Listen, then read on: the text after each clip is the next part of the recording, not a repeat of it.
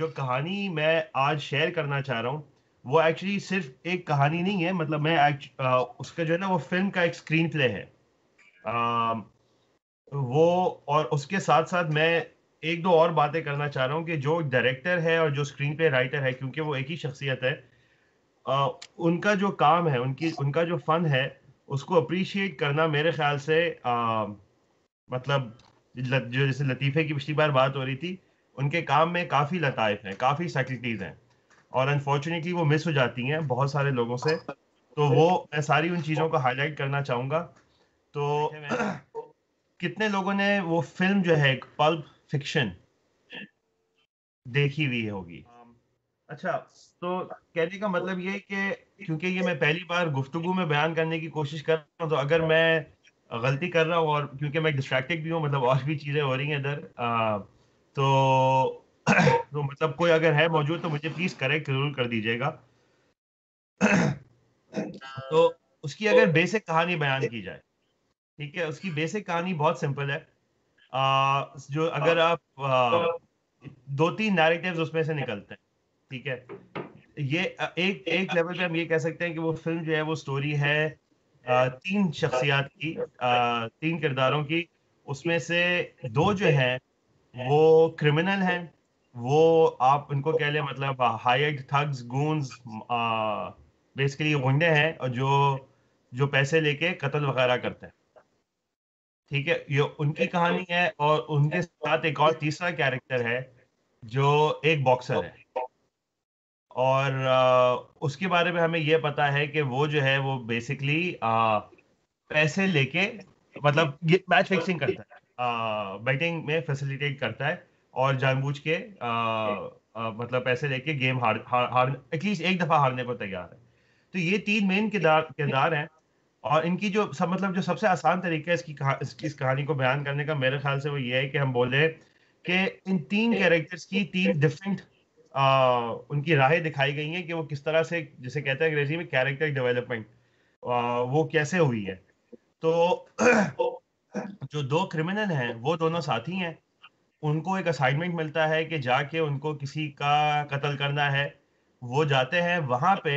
जब वो उस प्रोसेस में होते हैं, तो एक और उनका साथी जिन लोगों को वो कत्ल करने जाते हैं, उनका एक साथी एक कमरे में छुपा हुआ होता है। वो उस कमरे से निकल के गोलियाँ चलाता है और वो 6 मेरे ख़्याल से 6 या 4 ऐसी कुछ गोलियाँ हैं, वो उनमें से 2 में से 1 के ऊपर खाली कर देता है। और वो सारी की सारी उसके उससे उसको मिस हो जाती हैं। और आप इस तरह समझे, अगर अगर शख्स जो है वो बीच में खड़ा हुआ है, तो उसके दाएँ बाजू और बाएँ बाजू दोनों तरफ गोलियाँ गई हैं, मगर उसको एक भी गोली नहीं लगी है। तो वो जो है, वो इस चीज़ को देखता है और वो ये कहता है कि ये जो है, ये तो एक करिश्मा है, ये तो एक मिरेकल है, ये एक मौजज़ा है, ठीक है? और वो उसी उसको इस तरह से इंटरप्रेट करता है कि ये खुदा की तरफ से एक निशानी है मेरे ऊपर, कि मुझे अपनी राहें तब्दील करने की ज़रूरत है। उसके साथ एक और दूसरा जो होता है, जो कि खड़ा होके देख रहा होता है सब कुछ। वो जो है, वो इस मतलब इस सान्या को विटनेस करता है, मगर वो ये कहता है कि यार ये सिर्फ़ लक है। ठीक है? इसके अंदर कोई मतलब मिरेकल का किरदार नहीं है। इसमें कोई मिरेकल का आंसर नहीं है। ये जो कहानी हुई है, ये प्योरली लक है। फिर उसके बाद इन दोनों की इस तरह से गुफ्तगू होती है। उनमें से जो जो जो ये समझता है कि उसने जो है वो एक मुआवज़ा विटनेस किया है या उसके साथ मुआवज़ा पेश आया है, वो जो है वो अपने राहें तब्दील कर लेता है और वो कहता है कि जी मेरा इरादा ये हो गया है कि आप बस मतलब उसको अगर उर्दू में बोलें कि मैं फ़ुक़रा की ज़िंदगी जो है वो इख्तियार करूँगा। वो इस तरह से कहता है कि I will walk the earth. ठीक है? मतलब बस एक जगह से दूसरी जगह, I will walk the earth as the poor walk the earth. तो वो ये लाइफ़ अपना लेता है और जो दूसरा है किरदार, वो जो है इस मतलब इस पूरी चीज़ें उसको दिखाई जाती हैं कि उसके साथ ये हो रहा है। मगर वो अपनी राहें तब्दील नहीं करता और वो फ़िल्म के अंदर बहुत ही एक मतलब यूज़लेस, मीनिंगलेस काइंड ऑफ उसकी डेथ हो जाती है। कि वो आप मतलब उसको आप इस तरह से सोचें कि जो उसको तस्वीर एक्चुअली मैं इसमें डिटेल में बाद में जाऊँगा। मगर कहने का मतलब ये है कि उसकी मीनिंगलेस डेथ हो जाती है। अच्छा, ये 2 कैरेक्टर्स हैं। फिर जो तीसरा कैरेक्टर है, वो है बॉक्सर। बॉक्सर जो है वो ये चाह रहा होता है कि वो एक दफ़ा मैच फिक्सिंग करके खूब सारे पैसे बना के अपनी माशूका के साथ फरार हो जाए शहर तब्दील कर ले और मतलब एक नई जिंदगी शुरू करे। मगर उसको जो पैसे दिए जाते हैं मैच फिक्सिंग करने के, वो ये करता है कि वो अपने ऊपर बेट करता है कि वो एक्चुअली जीत जाएगा। ठीक है, और वो उस दफा कोशिश, मतलब जिन लोगों ने उसको पैसे दिए थे हारने के, वो हारता नहीं है, वो एक्चुअली दूसरे वाले सामने सामने उसके क्या कहते हैं, जो भी ओपोनेंट है उसको उसको हरा देता है और ज्यादा पैसे बना देता है इस दफा, क्योंकि उसने अपने ऊपर बेट की थी। अब मसला ये है कि वो सारे लोग जो उसको ढूंढ रहे थे, जिन्होंने जिसके लिए वो पहले काम कर रहा था, गैंगस्टर जो थे, वो अब उसके पीछे लग जाते हैं। वो जो है उनसे, उसके पास उसने एक मतलब तरीका भी बनाया होता है कि मैं जो है किस तरह से उनसे बच के निकलूंगा। मगर उस पूरे प्लान के अंदर एक मसला ये आ जाता है कि उसकी जो माशूका है, वो उसकी वालिद की घड़ी, जो उसके लिए बहुत ही ज्यादा कीमती है, क्योंकि वालिद जो थे वो वियतनाम के अंदर प्रिजनर ऑफ वॉर थे, उन्होंने वहां से कोशिश कर करके वो घड़ी जो है अपने बेटे को भिजवाई थी अमेरिका में। और उसको मतलब पता नहीं बहुत सारे प्रिजनर्स ने जो है वो बचा के रखा, बहुत सालों उसको छुपा के रखा, वो पूरी एक अलग कहानी है। मगर वो घड़ी जो है वो उसके पुराने फ्लैट में रह जाती है। तो वो जो है वो उसको रिकवर करने जाता है, कहता है कि भाई कुछ भी हो जाए मुझे ये घड़ी तो चाहिए ही चाहिए। वो घड़ी रिकवर करने जब जाता है, वहां पे उसका जो है, पहले तो उसकी मुठभेड़ होती है उसी एक क्रिमिनल के साथ, जो कि मुआवजा देख के भी, मतलब या मतलब वो उस सानिया को देख के उसने मुआवजा नहीं समझा उसको, तो ये उसको जो है वो बेसिकली मार देता है। और फिर वहां से वो निकलता है, तो अब वो जो सबसे बड़ा गैंगस्टर बॉस है उनका वो सड़क पे आराम से चलता हुआ जा रहा होता है, ठीक है, मतलब अपनी गाड़ी में जा रहा होता है, समझ रहा है कि मैं तो बिल्कुल ही बचत हो गई मेरी, कुछ कोई भी मसला नहीं हुआ, मतलब सीटी बजा रहा है, गाने गा रहा है, और सिग्नल पे खड़ा होता है और सामने से वही गैंगस्टर चलता हुआ गुजरता है। वो जब चलता हुआ गुजरता है, वो देखता है कि भाई ये तो वही आदमी है। खैर उन दोनों का फिर एक अलग तरह से झगड़ा शुरू होता है। अब इनके झगड़े के अंदर होता है ये कि ये पिट पिटा के एक किसी और दो तीन लोगों के हाथ में आ जाते हैं, जो कि खुद क्रिमिनल होते हैं। अब वो जो है उनकी जो कुछ जिनसी ख्वाहिशात ऐसी हैं कि वो जो बड़ा गैंगस्टर है उसके ऊपर वो ज्यादती करते हैं, जिनसी ज्यादती। ठीक है, और ये जो है जो जो बचना चाह रहा था, वो ये सारी चीजें जो है ये विटनेस कर रहा है। अब इसको चांस मिलता है कि ये एक्चुअली भाग जाए। मतलब देखें, इसका जो सबसे बड़ा मुखालिफ है, जो उसकी जान के लेने के ऊपर तुला हुआ है, उसको उन्हीं के हाथों में छोड़ के ये अकेला भाग सकता था, मगर ये भागता नहीं है। ये क्या करता है कि फिर उसको बचाता है, जो अपना उसका दुश्मन है उसको बचाता है। और फिर उन दोनों की एक तरह से दिखाते हैं कि जी मसला हल हो गया, हम एक दूसरे से मतलब एक दूसरे को भूल जाते हैं, कहानी आगे। अब ये जो है ये मैंने इसको एक मुख्तसरन जो है इसका खुलासा बयान कर दिया है। ये जो है ये तीन इसकी कहानियां हैं इस स्टोरी के अंदर। मतलब देखिए, एक लेवल पे अगर आप में से कोई अगर ये मेरी रिकमेंडेशन के बाद जाके फिल्म देखेगा, तो पहले तो सबसे पहले मैं ये डिस्क्लेमर दे दूं दो तीन। एक ये है कि इसकी जबान जो है वो मतलब इंतहाई ना शाइस्ता है। आ, मगर मेरे लिए ये खुद एक आंसर है बहुत बड़ा। हमने जैसे, दोबारा मैं उस बात के ऊपर जाऊंगा कि लतीफा और लताइफ वैसी चीज है जिसके अंदर सैटलिटी है। देखें, अगर कोई इल्मी बात बैठ के बयान कर रहा है, उसके अंदर से और इल्मी बात निकालना बहुत आसान है। मगर ज्यादा लुत्फ का जो अंसर है, जो जो सैटलिटी, उस वक्त ज्यादा बढ़ती है जब आम फहम में, आम गुफ्तगू में, आम लहजे की जो बात है, जिसको हम इस तरह से भी कह सकते हैं कि बाजारी बात है, बाजारी बात सुन के उसके अंदर से हीरे जवाहरात निकालना, ऐसे जिसको हिकमत का हिस्सा बनाया जा सके, उसमें ज्यादा मजा है। इसीलिए आप लोग मतलब इसका भी अंदाजा कर सकते होंगे, स्पेशली हमारी जो फोक पोइट्री सुनने वाले लोग हैं, कि बुल्ले शाह और ये मतलब even somebody as big as Rumi, इनकी जो जबान है वो हमें आज तो बिल्कुल मतलब बहुत शाइस्ता लगती है, मगर अक्सर उनके जमाने में भी बहुत सादा जबान थी।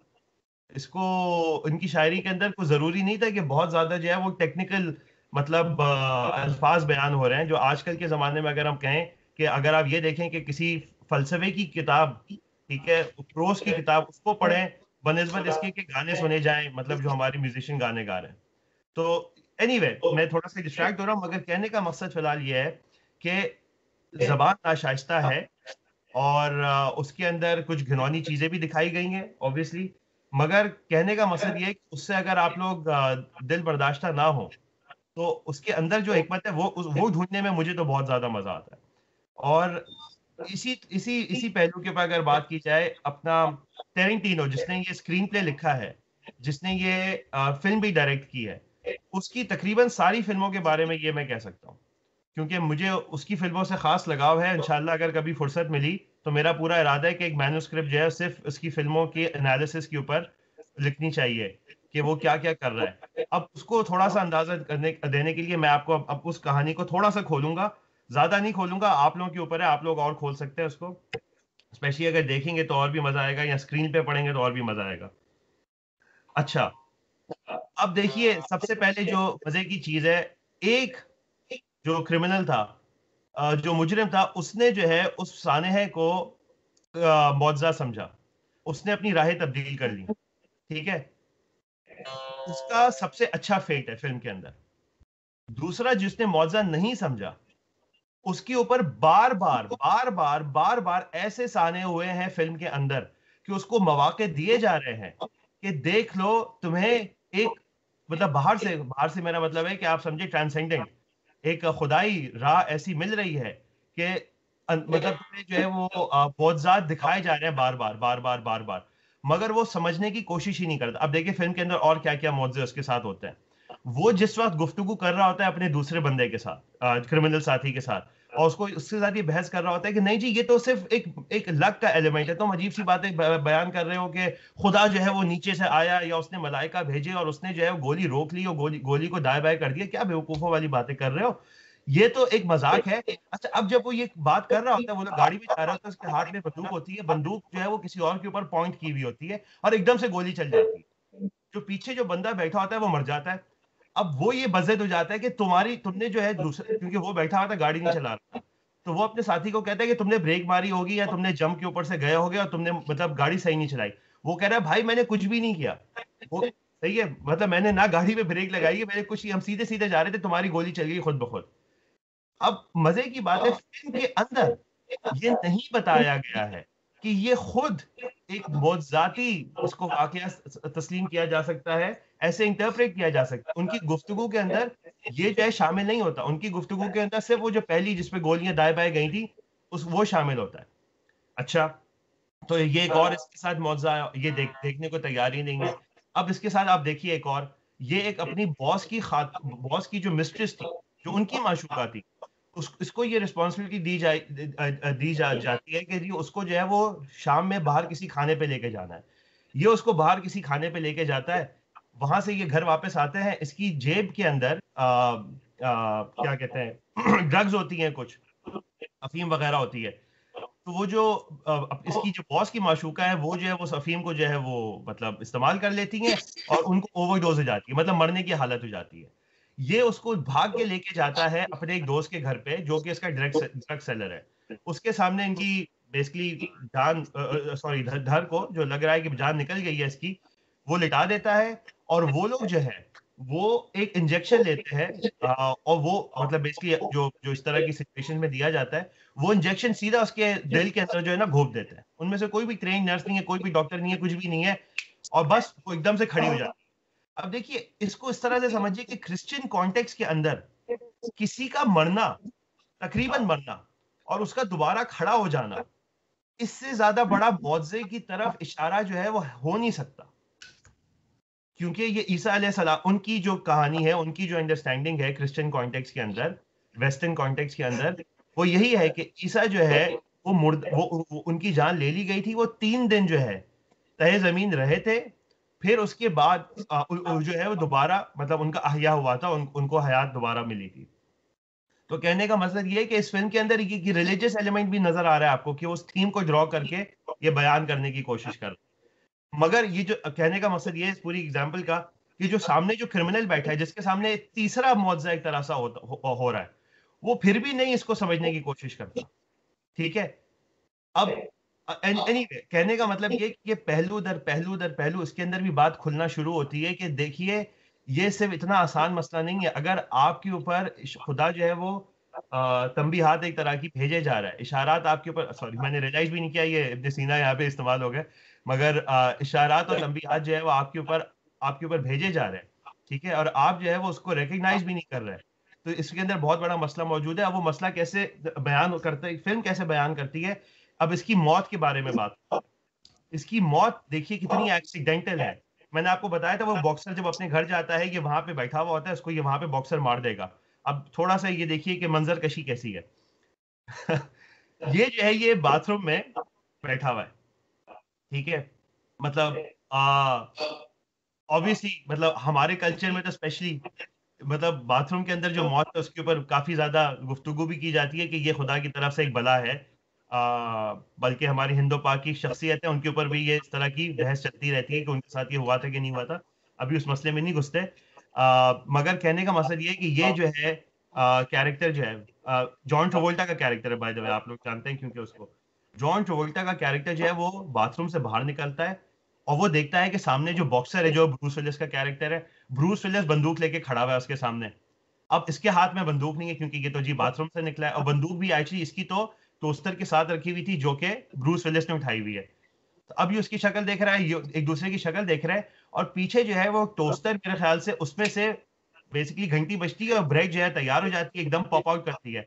ब्रूस विलिस जो है वो मतलब अचानक उसको क्योंकि ये चौकन्ना होता है तो मतलब एकदम से उसके हाथ से जो है वो गोली चल जाती है और गोली से सामने वाला बंदा जॉन ट्रोवोल्टा मर जाता है। अब आप देख रहे हैं स्ट्रक्चरल पैरेलल्स, अगर मैं थोड़ा सा फैंसी अंग्रेजी इस्तेलाह इस्तेमाल करूं, इसकी क्या पैरेलल्स हैं।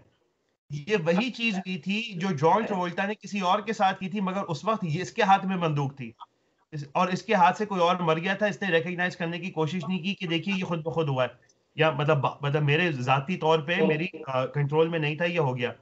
इसके साथ यही होता है और ये जो है ये मर जाता है। तो कहने का मकसद ये है कि अगर कहानी को अगर हम मतलब इस तरह से खोलना शुरू करें तो हमें नजर आता है कि ये तो बहुत ही डीप मतलब इसके मैसेजेस दिए जा रहे हैं। जो तीन मैंने पहले जो सतही तौर पे बताए थे उससे ज्यादा इसके मैसेजेस हैं कि this starts to become like a story.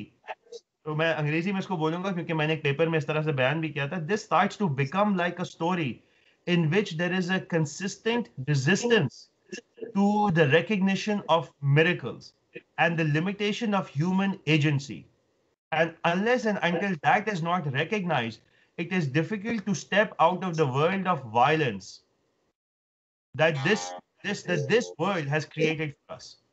ठीक है, अब इसको मैं और भी चीजों से कनेक्ट कर सकता हूँ फिल्म के अंदर, मगर कहने का मकसद ये है कि एक ये खूनी दुनिया है जिसके अंदर आप सोचे ना इस फिल्म के अंदर दुनिया किस तरह दिखाई गई है, सिर्फ मार कुटाई लड़ाई झगड़ा कत्लो गार, मतलब सिर्फ यही हो रहा है। इसके अंदर से अपने आप को बाहर निकालने का क्या तरीका कि इस चीज के बाहर किसी को रिकग्नाइज करो, और उसको जब रिकग्नाइज करोगे तो खुद तुम्हें रास्ता मिलेगा बाहर निकलने का। अच्छा, ये एक अब ये इन दोनों क्रिमिनल्स की बात हो रही है। साथ साथ आपको ब्रूस विलिस भी मिलेंगे, जो ब्रूस विलिस का जो बॉक्सर का कैरेक्टर है।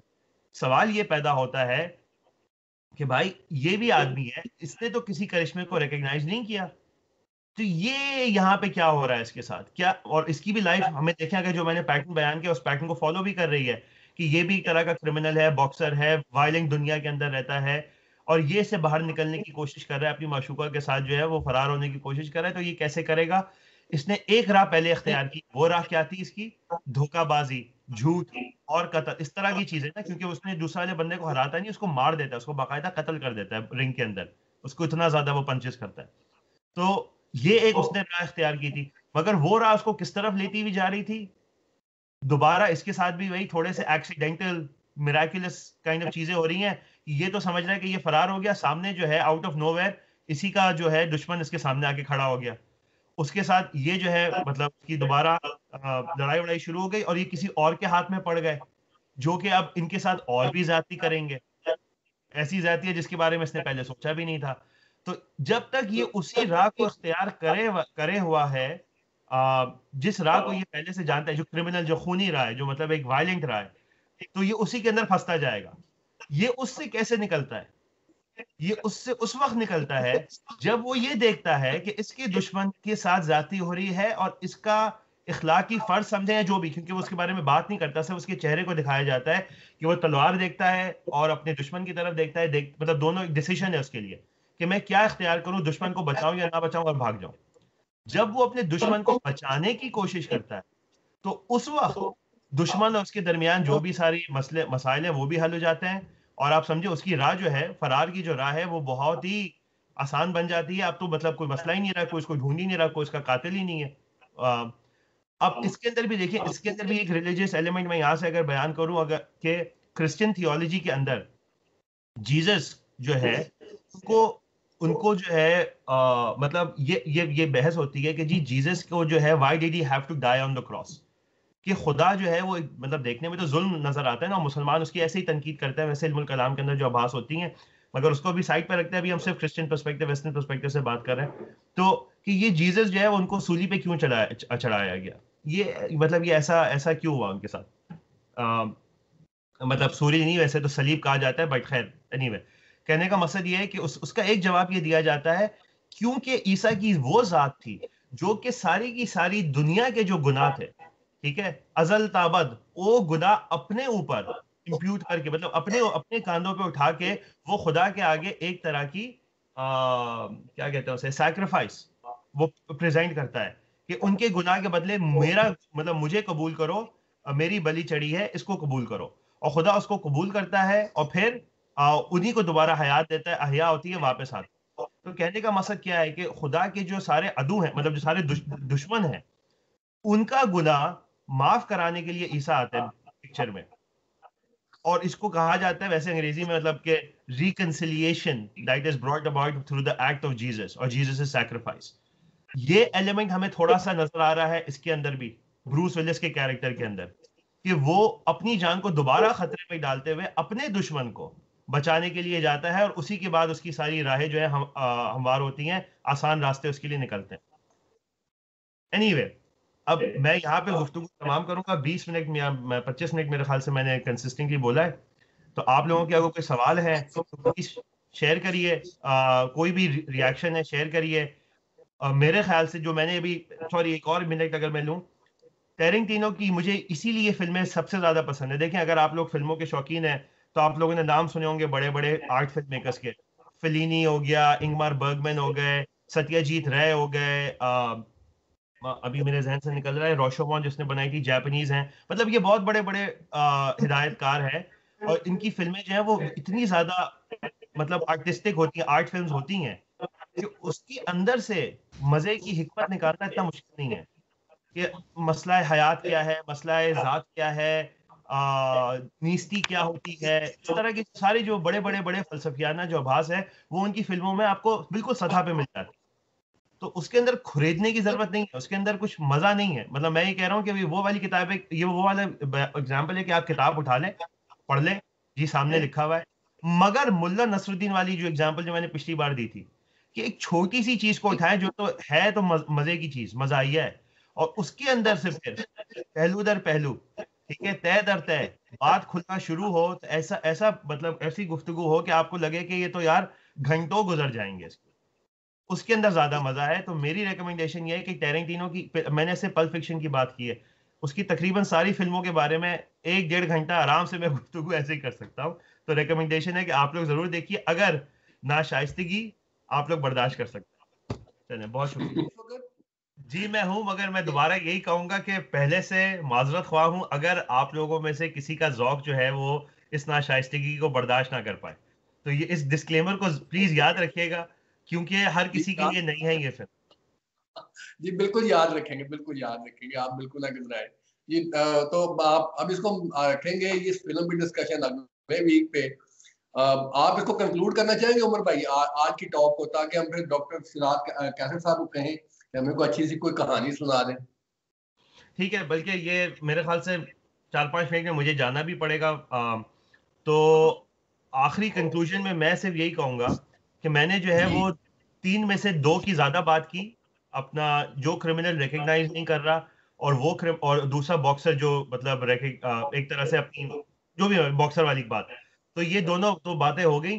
जो एक जिसके ऊपर मैंने एक्चुअली ज्यादा बात नहीं की, वो है कि वो जो कि रिकग्नाइज करता है इन सारी चीजों को।